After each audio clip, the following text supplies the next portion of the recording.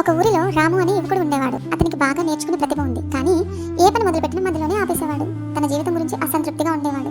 ఒకరోజు అతని తండ్రి అతన్ని పిలిచి ఇలా అన్నాడు, రాము, నీకు ఈ ఊర్లో ఎవరి గురించి ఎక్కువగా వినిపిస్తుందో తెలుసా అని. రాము కాస్త ఆలోచించి, మావయ్య సీతారామయ్య గారు నాన్నగారు, ఆయన తోట చాలా ప్రసిద్ధి అని సమాధానం చెప్పాడు. దానికి రాము వాళ్ళ నాన్నగారు ఇలా అడిగారు, శుభ్రమైన తోట ఎలా పెరిగిందో చూసావా అని. దానికి రాము తల తల ఊపుతూ, అవును నాన్నగారు, చాలా కష్టపడతారు, ప్రతిరోజు ఎండనైనా వాననైనా తోట దగ్గరే ఉంటారు అని సమాధానం ఇచ్చాడు. అప్పుడు రాము తండ్రి ఇలా చెప్పాడు, అది ఆయన నిబద్ధత. నీ జీవితంలో కూడా ఏ పని అయినా అంతకంటే తక్కువ కష్టంతో సఫలం కాలేదు అని. దానికి రాము బాగా ఆలోచించాడు. తండ్రి మాటలు అతని హృదయాన్ని తాకాయి. ఆ రోజు నుంచి రాము చిన్న చిన్న లక్ష్యాలు పెట్టుకొని వాటిని సాధించడం మొదలుపెట్టాడు. మొదటి రోజుకు ఒక పేజీ చదవడం, ఆ తర్వాత రోజుకు ఒక కొత్త విషయం నేర్చుకోవడం, ఇలా చేయడం మొదలుపెట్టాడు. సరిగ్గా ఒక సంవత్సరం తర్వాత రాము గ్రామంలో అతన్ని చూసిన ప్రతి వ్యక్తి అతనిలో మార్పు చూసి ఆశ్చర్యపోయారు.